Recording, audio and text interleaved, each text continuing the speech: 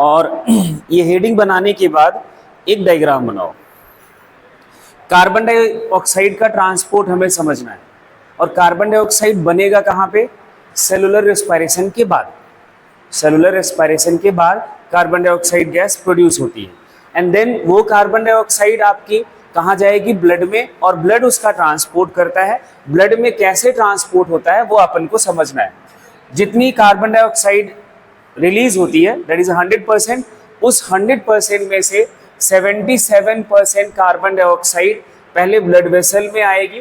Blood vessels का मतलब blood में आएगी, जिसमें से इस 77 का 7% कार्बन डाइऑक्साइड, अब ध्यान से सुनना, 7% कार्बन डाइऑक्साइड डिसॉल्व स्टेट में प्लाज्मा में ही कैरी करा जाता है। कहाँ पे? जैसे आपने ऑक्सीजन के केस में देखा था, 97% oxygen combined with haemoglobin, and 3% क्या था? प्लाज्मा में ही डिसॉल्व स्टेट में ट्रांसपोर्ट करा जाता है। ऐसे ही इस टोटल कार्बन डाइऑक्साइड का जो ये 77 एंड 23 को देखोगे तो ये 100% है। इस 100% का 7% कार्बन डाइऑक्साइड कहाँ कैसे कैरी करा जाएगा? किस फॉर्म में? डिसॉल्व स्टेट में। कहाँ पे? प्लाज्मा में डिसॉल्व स्टेट में ट्रांसपोर्ट किया जाता है। इतनी बात क्लियर हो गई। अब उसके बाद 70% जो कार्बन डाइऑक्साइड बचा इस 77 का, ठीक है, वो आपका एंटर करता है आरबीसी में। कहाँ पे एंटर करेगा? आरबीसी में, बाई डिफ्यूजन की प्रोसेस से आरबीसी के अंदर जाएगा। And carbon dioxide react with water in the presence of an enzyme. ये जो आपने Ca लिखा है इसका नाम लिख लो, कार्बोनिक एनहाइड्रेज। इस एंजाइम का जो आपका ये नाम है ये बहुत इंपॉर्टेंट है, ध्यान में रखना। ये कार्बोनिक एनहाइड्रेज जो है वो आरबीसी के अंदर बहुत एबंडेंटली होता है। आरबीसी के पास ये एबंडेंट अमाउंट में होता है। बहुत थोड़ा बहुत अमाउंट इसका कार्बोनिक एनहाइड्रेज का साइटो इसके मींस ब्लड के प्लाज्मा में भी होता है, बट बहुत थोड़ा, लेकिन ज़्यादा कहाँ होता है? आरबीसी के अंदर। अब ये कार्बोनिक एनहाइड्रेज के प्रेजेंस में ये कार्बन डाइऑक्साइड वाटर के साथ रिएक्ट करके कन्वर्ट हो जाता है किसमें? Carbonic acid. ये क्या है? ये कार्बोनिक एसिड है। ये नाम अगर नहीं याद है तो इसको लिख लेना, H2CO3 कार्बोनिक एसिड है, ये बनेगा। अब ये carbonic acid again carbonic anhydrase की प्रेजेंस में ब्रेक हो जाता है, H+ ion and bicarbonate ion. इसमें बाइकार्बोनेट आयन HCO3 एक नेगेटिव चार्ज होता है इसके ऊपर, ये कहा जाता है क्या? बाइकार्बोनेट आयन है। वैसे आपने पढ़ा होगा ये CO3 दो नेगेटिव चार्ज, ये क्या कहा? कौन सा आयन है? कार्बोनेट आयन है। जब भी एक इसके साथ H लग जाता है तो एक नेगेटिव चार्ज कम हो जाएगा, और ये कहा जाता है बाइकार्बोनेट आयन। तो कार्बोनिक एसिड किस में टूटा? H+ एंड बाइकार्बोनेट आयन के फॉर्म में टूटा। एंजाइम वही है, कार्बोनिक एनहाइड्रेज। एंड अब आगे देखना, ये जो कार्बोनेट आयन बनता है, this carbonate ion diffuse out from the RBC, and ये NaCl ब्लड के पास होगा ही एज अ हमारा सॉल्ट है, एंड ये Na+ एंड Cl- आयन बनाता है। बाइकार्बोनेट आयन Na+ आयन के साथ रिएक्ट करके बनाता क्या है? Sodium bicarbonate. क्या बना लेता है? Sodium bicarbonate. नाम जरूर याद रखना। अब जो आपका ये जो 70% कार्बन डाइऑक्साइड है वो ब्लड में ट्रांसपोर्ट किया जाता है किस फॉर्म में? सोडियम बाइकार्बोनेट के फॉर्म में, या फिर इसी को आप ये बोल सकते हो कार्बोनेट आयन के फॉर्म में। किस फॉर्म में? बाइकार्बोनेट आयन के फॉर्म में, सॉरी, बाइकार्बोनेट आयन के फॉर्म में। एक्चुअली वो बाइकार्बोनेट आयन किस फॉर्म में ट्रांसपोर्ट करा जाता है? सोडियम बाइकार्बोनेट के फॉर्म में। ठीक है, तो आप दोनों वर्ड समझ के रखना है, बोलना ये भी ठीक है कि वो बाइकार्बोनेट आयन के फॉर्म में ट्रांसपोर्ट होता है। ठीक है, उसके बाद जो आपका ये जो 77% कार्बन डाइऑक्साइड था उसकी कहानी हो गई खत्म। 7% तो प्लाज्मा में एज इट इज डिसॉल्व है, उसको कोई और दूसरे फॉर्म में नहीं कन्वर्ट होना है, लेकिन 70% का कन्वर्जन आरबीसी के इनसाइड होता है। कन्वर्ट होके वो बाइकार्बोनेट आयन के फॉर्म में कन्वर्ट होके फिर से प्लाज्मा में आता है and plasma carry this bicarbonate ion in this form. इतनी बात क्लियर हो गई? तो ये कन्वर्जन जरूर याद रखना, नहीं तो हमारे दिमाग में ये रहता है कि बाइकार्बोनेट आयन प्लाज्मा में ही बनता है और ये वाली रिएक्शन का जो साइट है आरबीसी वो हम प्लाज्मा को बाद में मान लेते हैं।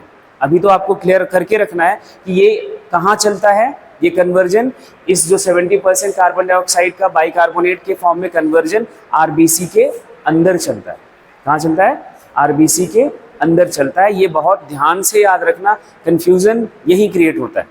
ठीक है, उसके बाद बचा कितना? 23% कार्बन डाइऑक्साइड।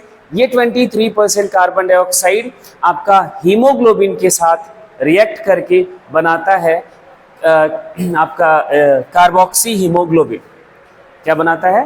कार्बोक्सी हीमोग्लोबिन नहीं बनाता, ये कार्ब एमिनो हीमोग्लोबिन बनाता है। कार्बन डाइऑक्साइड के साथ रिएक्ट करके ये बनाता है, ये जो आपने लिखा है इधर HHB NHCOOH, इसका नाम लिख लो, कार्ब एमिनो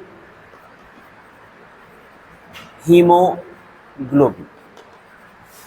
तो कार्बन डाइऑक्साइड का जो ट्रांसपोर्ट है वो 3 फॉर्म में होता है। कौन कौन सा? एक 7% एज इट इज प्लाज्मा में, पहला ये याद रखना है। दूसरा 70% बाइकार्बोनेट आयन के फॉर्म में, एंड तीसरा 23% कार्ब एमिनो हीमोग्लोबिन के फॉर्म में। हीमोग्लोबिन सिर्फ ये 23% कार्बन डाइऑक्साइड को ट्रांसपोर्ट करता है। ठीक है, इतनी बात समझ आ गई? इसको बनाओ जल्दी। ये बात तो आप ये मुझे बताओगे कि सॉल्युबिलिटी किस गैस की ज़्यादा थी?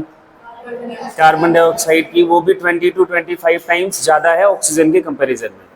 ठीक है, तो इस बात से एक आपके दिमाग में क्लैरिटी आ जानी चाहिए कि पार्शियल प्रेशर डिफरेंस अगर कम भी रहा कार्बन डाइऑक्साइड का तो सॉल्युबल ज़्यादा रहेगा। इसकी मीन्स डिफ्यूजन रेट इसका ज़्यादा होगा। जैसे वहाँ ऑक्सीजन में देखा था कि पर यूनिट डिफरेंस जो है डिफ्यूजन के लिए ज़्यादा होना चाहिए, तब डिफ्यूजन ठीक से होता है। इनका पर यूनिट जो यूनिट डिफरेंस है वो कम भी हुआ, क्योंकि सॉल्युबिलिटी इनकी ज़्यादा है तो डिफ्यूजन इनका ठीक से हो जाता है। तो इनकी सॉल्युबिलिटी ज़्यादा है, वो बात पहले लिख लो। Carbon dioxide has higher solubility than that of oxygen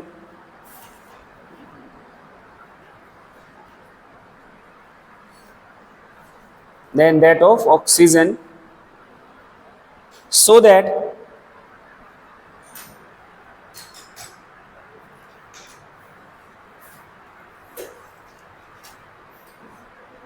it is easily soluble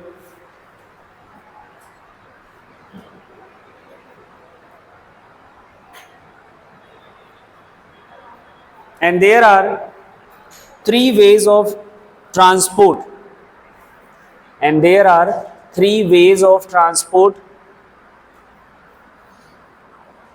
of carbon dioxide, और तीनों तरीके आप लिखो।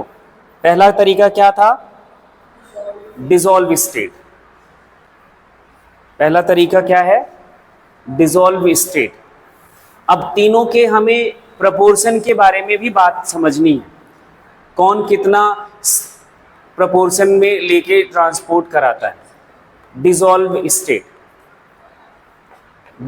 स्टेट जो टोटल कार्बन डाइऑक्साइड का है उसका 5 to 7% जो कार्बन डाइऑक्साइड है वो ट्रांसपोर्ट कराता है, वो लिख लो।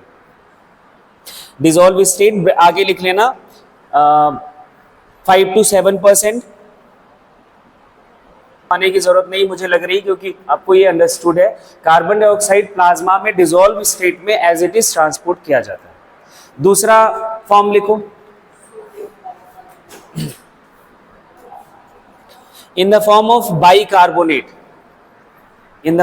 bicarbonate,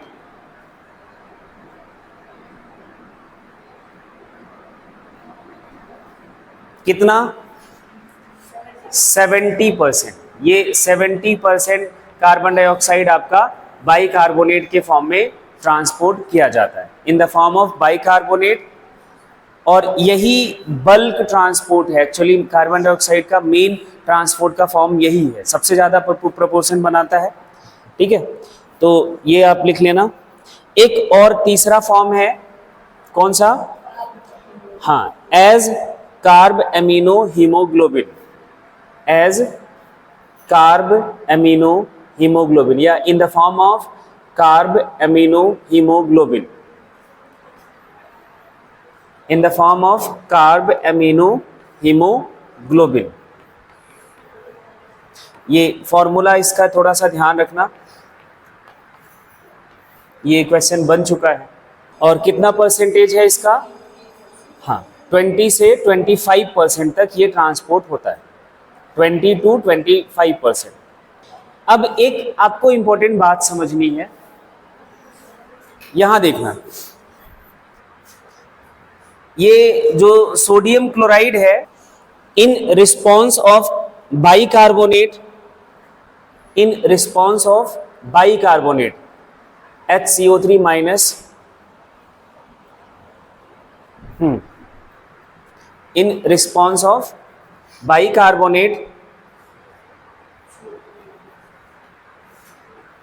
chloride ion Cl minus, chloride ion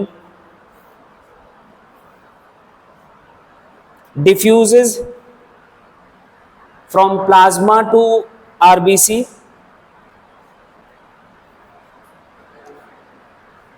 from plasma to RBC to maintain ionic balance,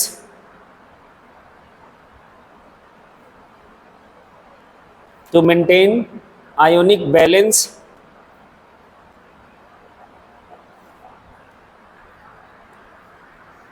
that is called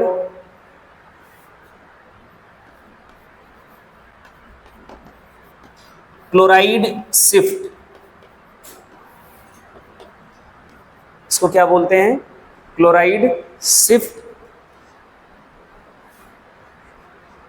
और इसी का दूसरा नाम है, वो याद कर लो बस, hamburger phenomena.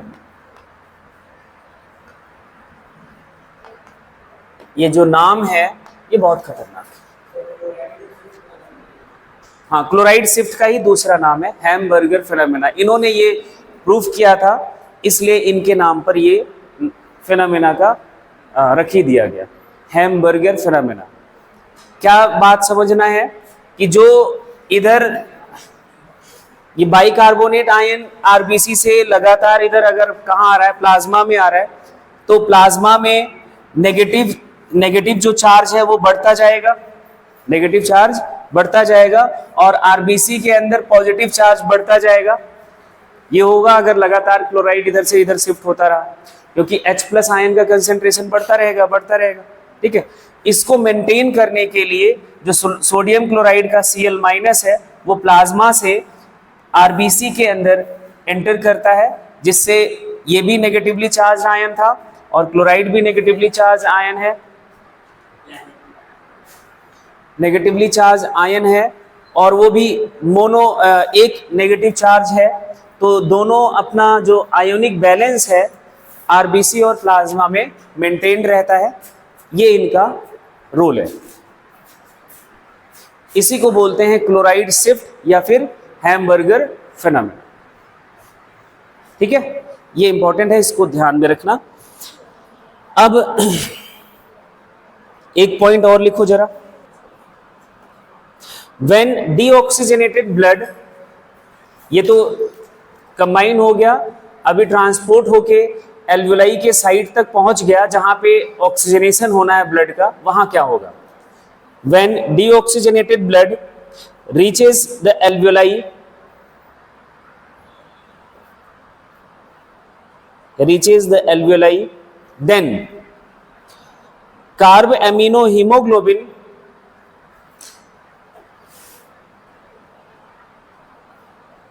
and sodium bicarbonate dissociates. Then carbaminohemoglobin and sodium bicarbonate dissociates because, अब वो रीजन बताना है कि ये डिसोसिएट क्यों होता है। हाँ, वो सारे कंडीशंस जो वहां पे लिखे थे एक एक करके लिख लो। पहला, हाई क्या लिखोगे, O2 का partial pressure, high partial pressure of oxygen, low partial pressure of CO2, low partial pressure of CO2 main reason है। इसके साथ साथ low temperature and high pH, Haldane effect. Haldane effect क्या है, हेल्डन जी ने क्या बोला, जो आपको समझ है, बस इन्होंने स्टेटमेंट दे दिया है तो वो आपके लिए थोड़ा सा हाँ इंटरेस्टिंग सा पॉइंट हो गया है। लिखना जरा, dissociation of carb amino haemoglobin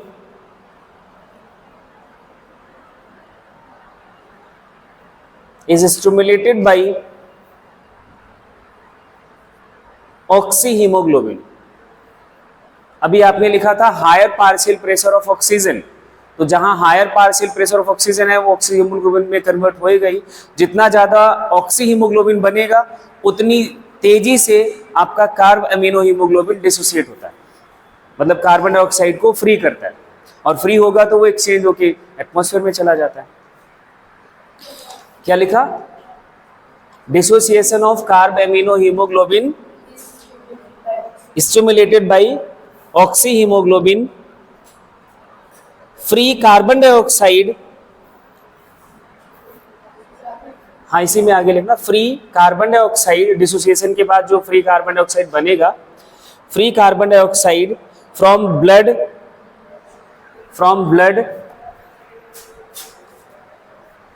goes to atmosphere.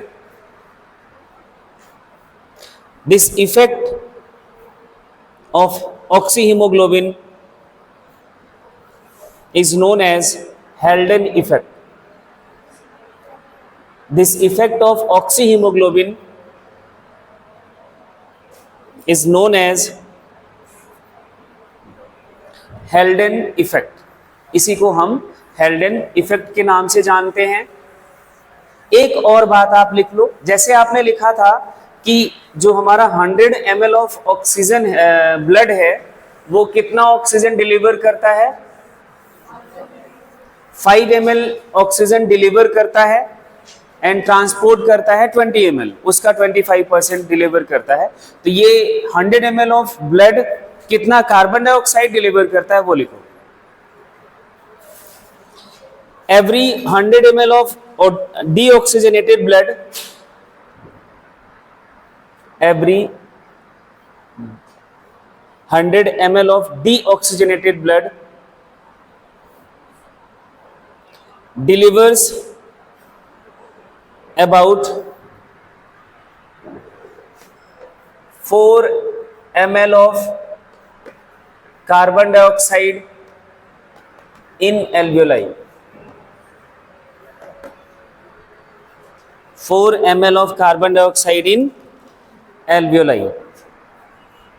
ये बात हो गई आपके किसकी, ट्रांसपोर्ट ऑफ कार्बन डाइऑक्साइड की कहानी खत्म। तीनों फॉर्म्स याद रखने हैं कि किस किस फॉर्म में कितना प्रोपोर्शन में ट्रांसपोर्ट किया जाता है, और ये एक बात याद रखनी है ना। अब उसके बाद कल मैंने कुछ पॉइंट्स आपको याद दिलाए थे, जिसमें एक दो बातें आपको यहाँ पे नोट करके यही लिख लेनी है, फिर उसके बाद अपन आगे बात करेंगे। एक पॉइंट नोट करके लिखो, 1 molecule of hemoglobin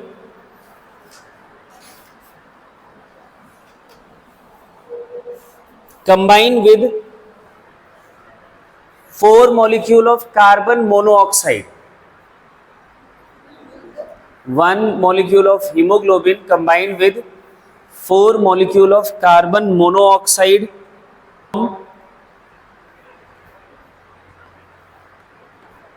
carboxy hemoglobin, carboxy haemoglobin. And carboxy haemoglobin का जो कलर है वो लिख लेना, चेरी रेड कलर का होता है। अब इसको क्यों बताना जरूरी था, वो इसलिए अभी हमने 3 गैसेस के बारे में बात कर ली, एक तो कार्बन मोनोऑक्साइड, दूसरा कार्बन डाइऑक्साइड और तीसरा ऑक्सीजन। ये आपको पता है कि इसकी एफिनिटी हीमोग्लोबिन के साथ ज्यादा है ना। अब जो कार्बन मोनोऑक्साइड है वो कार्बन डाइऑक्साइड से भी ज्यादा एफिनिटी शो करता है हीमोग्लोबिन के साथ। जब आपके एयर में अगर कार्बन मोनोऑक्साइड आ जाता है तो एक तो देखो कार्बन डाइऑक्साइड तो आपको पता है एटमॉस्फेयर में 0.3% के आसपास है, इससे थोड़ा ज्यादा है वो पोल्यूशन के हिसाब से, है ना। लेकिन अगर आप कोई बर्निंग का प्रोसेस करा देते हो, कोई चीज बर्न कर देते हो, तो वो जो धुआं निकलता है ना, वो उसमें कार्बन मोनोऑक्साइड बहुत होता है, ठीक है। अब जैसे जैसे आपके सराउंडिंग वाले एयर में कार्बन मोनोऑक्साइड का परसेंटेज बढ़ता जाता है, वैसे वैसे ऑक्सीजन की जो एफिनिटी है हीमोग्लोबिन के साथ वो कम होती जाती है। फिर आपको फील होता है सफोकेशन, फिर वो पर्टिकुलर एरिया है उसको स्किप करने की कोशिश में लग जाते हैं, भागो यहां से, ठीक है। और यही इसी वजह से जो पहले के टाइम पे वो करते थे, सर्दियों में कमरे के अंदर वो, है ना, आग लगा के सो जाते थे, उनकी कई लोगों की डेथ हो जाती थी, पूरी फैमिली कई जगह पे खत्म हो गई है इसी चक्कर में। पूरा कमरे वो कार्बन मोनोऑक्साइड से भर गया, वो सो रहे हैं, सोते रहे, है ना।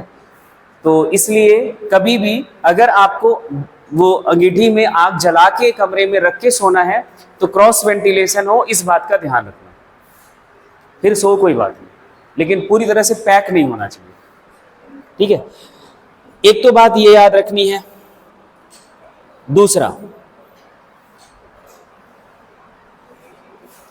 दूसरा इसे नोट में ही लिखना। एक ब्रीदिंग रेट हमने बताया था, ये एडल्ट का ब्रीदिंग रेट कितना लिखा था आपने, 12 to 16 टाइम्स पर मिनट। इन्फेंट्स का ब्रीदिंग रेट क्या होता है, हैं? ज्यादा ही होता है, ये तो बात पक्की है। और वो ज्यादा इतना होता है 44 टाइम्स पर मिनट। ये एक बात लिखो, the breathing rate of infants is about 44 times per minute and इनका जो हीमोग्लोबिन होता है वो भी हमसे कहीं ज्यादा खतरनाक होता है, मींस एफिनिटी ऑक्सीजन की उसकी ज्यादा होती है। And foetal haemoglobin FOETAL and foetal haemoglobin has higher affinity for oxygen than adult hemoglobin. Higher and के बाद बोलो भाई क्या बोलो, and foetal haemoglobin has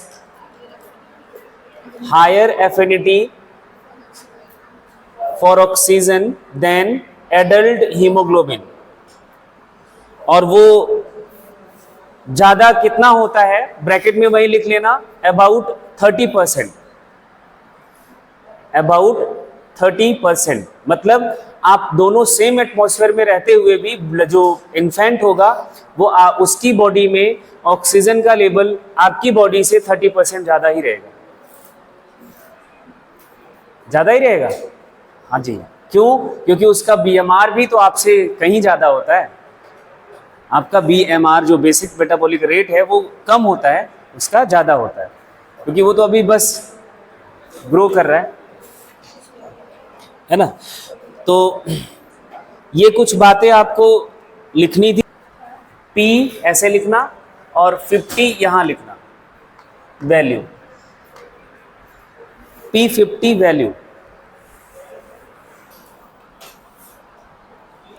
partial pressure of oxygen at which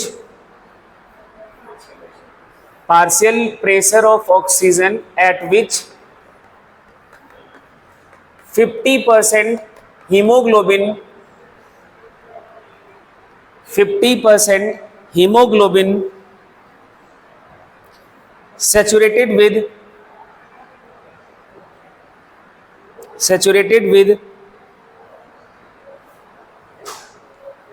oxygen. मतलब समझ आया कि जो आप वो ग्राफ कल बनाया हुआ था, 50% हीमोग्लोबिन किस पार्शियल प्रेशर पे जाके सैचुरेट हो जाता है हीमोग्लोबिन के साथ, that is the P50 value. अब मैं एक स्टेटमेंट बोलने जा रहा हूं, जितना ज्यादा P50 वैल्यू होगा, अगर मैं ऐसे दो कंडीशन देता हूं, अगर P50 वैल्यू ज्यादा है तो क्या है, इसका मतलब क्या है, अगर P50 की वैल्यू कम है तो इसका क्या मतलब है, एफिनिटी ज्यादा है। अगर P50 वैल्यू की वैल्यू अगर ज्यादा है तो मतलब हीमोग्लोबिन एंड ऑक्सीजन का जो एफिनिटी है वो कम है। और ये कम कौन करता है, कार्बन डाइऑक्साइड, कार्बन मोनोऑक्साइड और जो फैक्टर्स हैं। अगर P50 की वैल्यू ज्यादा है, कम है, तो मतलब इन दोनों के बीच एफिनिटी अच्छी है, ज्यादा है। जैसे मैं बात करूं adult haemoglobin oxygen and infant haemoglobin and oxygen, तो एडल्ट जो हीमोग्लोबिन होगा उसका P50 वैल्यू ज्यादा होगा एज कंपेयर टू इन्फेंट। बात समझ आई? ये लिखो P50 नहीं, higher the P50 value, higher the P50 value, lower is affinity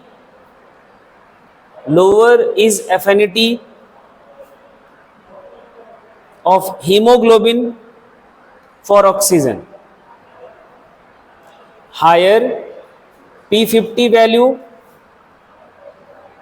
lower affinity of hemoglobin for oxygen। और इसी का उल्टा लिख दो, इसी का उल्टा, हाँ। और ये जो एफिनिटी को कम कराता है हीमोग्लोबिन और ऑक्सीजन का, उसका आपको फैक्टर पता होना चाहिए। एक तो पार्शियल प्रेशर कार्बन डाइऑक्साइड का बढ़ जाए तो आपका P50 वैल्यू बढ़ जाएगा, H+ का कंसेंट्रेशन बढ़ जाए तो P50 वैल्यू बढ़ जाएगा, हाई टेम्परेचर हो जाए तो P50 वैल्यू बढ़ जाएगा। ये कुछ आपके फैक्टर्स वहां पे P50 वैल्यू पे क्वेश्चन करके पूछेगा तो फिर आपका थोड़ा सा ना दिमाग घुमाना पड़ेगा, है ना। तो ये एक बात याद रखना। एक और नोट में ही नेक्स्ट पॉइंट लिखना, 2,3-DPG, ये केमिकल का नाम है। अभी रेस्पिरेशन में आप जब पढ़ोगे तो ये आपको और अच्छे से पता चलेगा। 2,3-DPG, इसका पूरा नाम लिखना 2,3-डाईफॉस्फोग्लिसरेट, 2,3-डाईफॉस्फोग्लिसरेट। ये बनता कहां पे है, यही ब्रैकेट में लिख लो, फॉर्म्ड ड्यूरिंग ग्लाइकोलाइसिस। और मुझे नहीं लगता कि ग्लाइकोलाइसिस बताने की जरूरत है, रेस्पिरेशन में ग्लाइकोलाइसिस होता है, तो ग्लाइकोलाइसिस का एक ये कंपाउंड है और ये आपके एफिनिटी को इम्पैक्ट करता है, इसलिए इसका नाम जरूरी है। हाँ लिखो, वही बात लिखेंगे। 2,3-DPG will cause dissociation of oxyhaemoglobin. 2,3-DPG cause dissociation of oxyhemoglobin। तो ये इसलिए 2,3-DPG का भी नाम अब आप वहां डिसोसिएशन वाले फैक्टर में लिखोगे। इंक्रीज अमाउंट ऑफ अगर 3-DPG है, आपका डिसोसिएशन का फैक्टर है, जितना ज्यादा 2,3-DPG बनेगा उतनी आसानी से ऑक्सीजन आपका ऑक्सीहीमोग्लोबिन डिसोसिएट होता जाता है। ठीक है, तो ये भी एक बात याद रखना।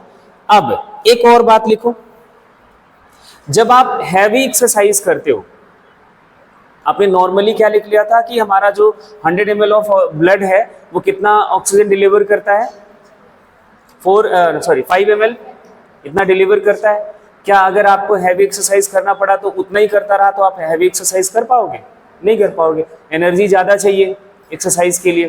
तो उस टाइम आपकी हीमोग्लोबिन भी एक्टिव होती है और कहीं ज़्यादा ऑक्सीजन को डिलीवर करती है। वो क्या है वो लिखो।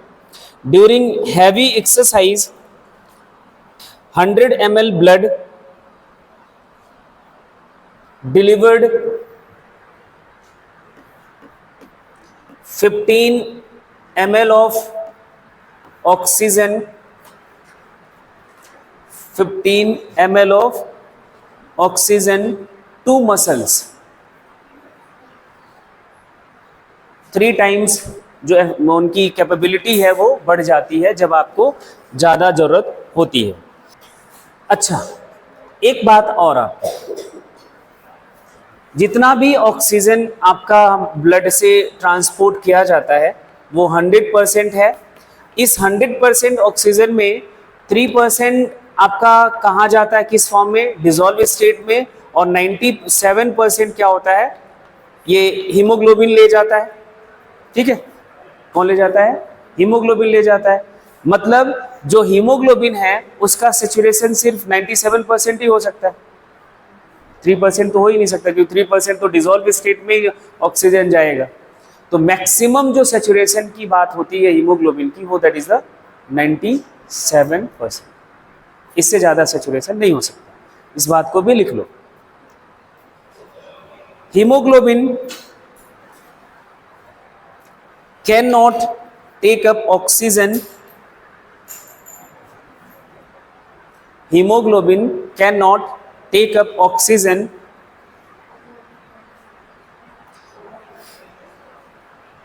beyond saturation point,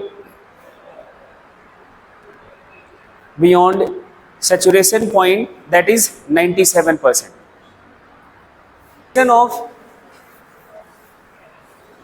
Regulation of respiration।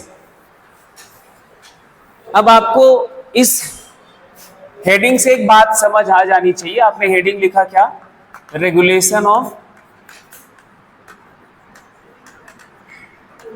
Respiration. Actually breathing की बात है। क्या आपका ब्रीदिंग रेट हमेशा एक जैसा होता है, कांस्टेंट होता है? तो आंसर आता है नहीं, कभी ज्यादा हो जाता है, कभी कम हो जाता है। सोते हुए सबसे कम हो जाता है। क्या हो जाता है? सोते जब आप सो रहे होते हो तो सबसे कम आपका ब्रीदिंग रेट होता है। तो एक बात तो यही याद रखनी है, स्लोवेस्ट ब्रीदिंग रेट किस कंडीशन में होता है? जब आप सो रहे होते हो। जितना ज्यादा सोओगे उतना कम एनर्जी बॉडी का खर्च होगा। मतलब समझ गए क्या होगा कि जो आप एनर्जी का सब्सटेंस खाओ, जो आप कार्बोहाइड्रेट ये सब खा रहे हो, उतना ही ज्यादा स्टोर होगा। नहीं खर्च होगा तो स्टोर होगा। भाई आपने कमाया ज़्यादा और खर्च करने का ऑप्शन ही नहीं है तो कहीं बैंक में ही पड़ा होगा। तो बैंक आपकी बॉडी वो स्किन के नीचे, लीवर में, ये सब कहीं जाके पड़ा होगा। तो सबसे कम ब्रीदिंग रेट कब होगा? सोते हुए। एक सबसे बड़ा अच्छा सवाल यही याद रखना। स्लोवेस्ट और फास्टेस्ट की बात आए तब क्या कहोगे? है जी, हैवी एक्सरसाइज से भी ज्यादा फास्ट हो जाता है। ऑक्सीजन की कमी हो, एक तो ये बात नहीं, ऑक्सीजन ठीक ठीक है फिर भी ब्रीदिंग रेट खूब है। फियर, आपको सबसे खतरनाक डरावनी चीज दिख जाए, भाई साहब ऐसे लगता है हार्ट तो बाहर आ जाएगा, ये सारा रिप्स विप्स तोड़ के बाहर आएगा। लगता है कि नहीं लगता है? फिर उसको कहता है वो करना, कंट्रोल करना पड़ता है। या फिर बहुत ज्यादा इमोशनल हो जाओ, हाँ उस दौरान भी बढ़ता है, लेकिन बहुत ज्यादा नहीं, बढ़ता है, बढ़ता है। देखो समझदार लड़का है, कितनी जगह नर्वस हुआ है, कितनी जगह नर्वस हुआ, नर्वस फील करा। तो फिर आपने सिचुएशन तो आपने बताई, मुझे क्या पता। चल कोई बात नहीं। रेगुलेशन ऑफ रेस्पिरेशन का मतलब समझ गए कि हमारा जो रेस्पिरेटरी रेट है या ब्रीदिंग रेट है वो हमेशा कांस्टेंट नहीं है। तो मतलब हमारी बॉडी में कुछ ऐसे रेगुलेटर्स हैं, क्या है, रेगुलेटर्स हैं जो इस ब्रीदिंग रेट को अल्टर करता है, चेंज करता है, कभी घटाता है कभी बढ़ाता है। अब उसी को समझना है कौन कौन है, कैसे, कौन से कंडीशन में घटाता बढ़ाता है। आप एक पहले डायग्राम बनाओ, फिर आपकी बात समझ आ जाएगी। जो ह्यूमन बीइंग में रेस्पिरेटरी रेट है या ब्रीदिंग रेट है, ब्रीदिंग रेट बोलना थोड़ा ज़्यादा ठीक है, समझ आ रहा होगा, है ना। उसको कंट्रोल करता है ब्रेन का सबसे लास्ट वाला हिस्सा, जिसे आप जो ये नाम लिखा हुआ है आपने कभी, मेडुला ऑब्लोंगेटा, ये 10th में वर्ड आ जाता है, पता है सबको। ये मेडुला का ही पार्ट है, पॉन्स और मेडुला, ठीक है। ये दो हिस्से हैं जो आपके ब्रीदिंग रेट को कंट्रोल करते हैं। इसके पास कुछ स्ट्रक्चर्स हैं। पहला एक वर्ड है न्यूमो टॉक्सिक सेंटर, एक यहाँ पे इस आपने ये पिंक कलर से बनाया हुआ जिसका नाम लिखा है DRG,